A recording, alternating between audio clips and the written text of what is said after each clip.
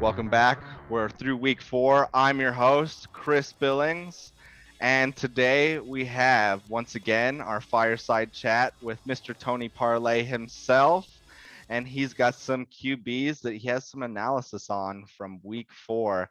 Welcome, Mr. Tony Parlay. How are you doing? Wonderful. Thank you for having me. Happy to be here. Glad you could join us. This is totally the weather conditions right now. It's totally not windy or raining in my actual location. It is just sunshine and a nice crackling fire off here to the side. So Tony, who is your first QB from week 4 that you want to give some analysis to? Who's on that list? Rusell Wilson is the first quarterback that I want to talk about. He did recently get injured in a Thursday night game. We did see that. Spoiler alert. First injury of his career. He will be missing games for the first time in his career.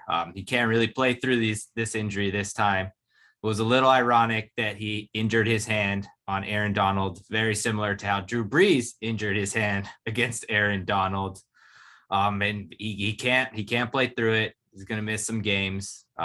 Geno Smith is going to have to lead them. We'll see how that goes. But the main takeaway that I saw from Rusell Wilson is he no longer throws to the middle of the field, does not use the middle of the field to attack.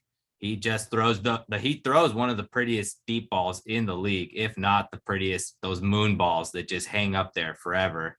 But it really seems like teams have started to figure that out.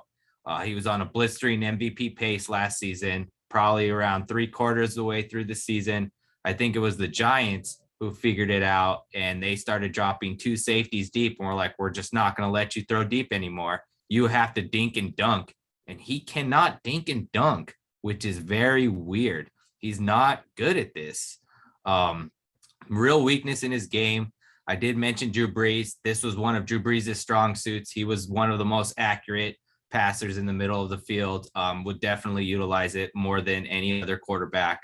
And it just seems like Rusell Wilson has lost a step. He doesn't have the same athleticism that he did. So he can no longer buy that extra second and make those plays. And if he can't throw deep, it really limits what they can do, despite how good those athletes are on the outside. There's definitely no lies told there. And we've talked about it in the past with quarterbacks having that ability to pass up the middle and how it's probably given Tom Brady an extra 10 years to his career. So yes, that definitely helps in the longevity of any quarterback. So I definitely agree with you there on Rusell Wilson. And it looks like we're going to be without him for 6 to 8 weeks, unfortunately, which is a disappointment to the league, but things happen. So, Tony, who do you got as number 2 on your QB analysis from week 4? Kirk Cousins. My goodness, what a difficult quarterback to evaluate. And that's Kirk, not Kurt. Everyone. Kirk with the K. Kirk. I mean, it is so difficult to evaluate him. Sometimes he looks like, yeah, this dude's legit. He's a great quarterback. He's one of these top 10 quarterbacks in the league. He's a franchise quarterback. He's gonna lead the team. But it's like the second anything goes wrong, he's just off the tracks. It's over. He's no longer good. It's like everything is awesome pre-snap. As soon as something confuses him post-snap, nope, not gonna work. They scored like barely a touchdown against Cleveland this past weekend, and he was struggling so much to find these receivers. And I mean, Justin Jefferson and who's the other receiver he has? Justin Jefferson. Yeah, Adam Thielen. That's probably a top 10 wide receiver duo. We've talked about our wonderful relationship with Dalvin Cook. You can check out some of those other episodes. And Mike Zimmer is a great defensive coach, so he has everything in place that he would need to succeed.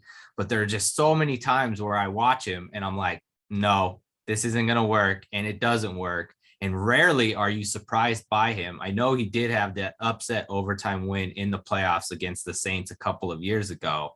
But other than that, I mean, he doesn't really seem to deliver on the promise of that $30 million a year contract that they signed him to, which other franchise quarterbacks get.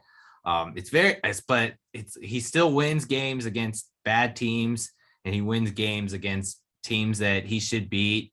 but he's just not one of those quarterbacks that can carry that Not a team. gunslinger is what I would say. Is he's not able to have those matchups where, like, say what Tony Romo used to be able to do, where like I can compete in a game that say exceeds 24 points, exceeds like 31 points. There's certain QBs in the league that can still be competitive in those games. And then there's Kirk Cousins that if his run game isn't established, it really diminishes his success in games. And if he has to fall back on passing, we've seen that he's just not able to do it, which is disappointing considering some of the receivers he's had over the years. So once again, definitely agree with your analysis on Mr. Cousins. So who is it that you have for your final QB that you did your analysis, ran through your machinery and whatnot through week 4? Lamar Jackson. Lamar Jackson is taking that step. You won't make me sad at all, I'm sure.